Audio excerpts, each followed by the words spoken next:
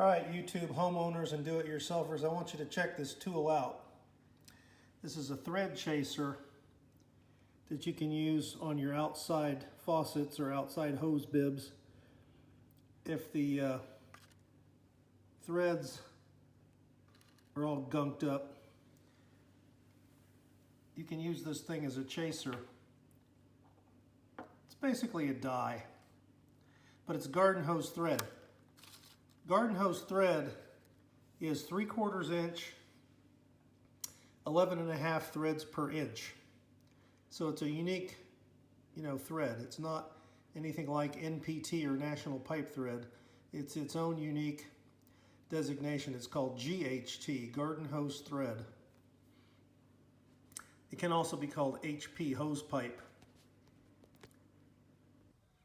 This faucet or hose bib right here was completely caked up in calcium from Central Texas well water down in the Trinity Aquifer. You couldn't even see threads. This just looked like a big spherical limestone mass. And I took this thread chaser and I started working it very slowly, little by little, to get that calcium out of there. You couldn't even grab the first thread. I had to be super careful to get this thing dead lined up to make sure that as I was cutting that calcium, once I got down to metal, I wasn't cross-threading.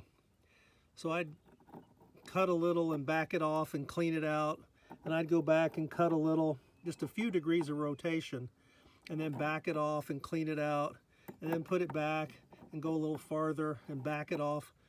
And by slowly putting it on and going just a little bit at a time and then backing it out and cleaning it, I was able to get all the calcium off of there. I was going to pay a plumber to replace this, and then I thought, I wonder if there's such a thing as a dye for garden hose thread. And I started looking around and I found this thing. So it cleaned that up completely. So I didn't have to pay a plumber charge or buy a new faucet, a new hose bib.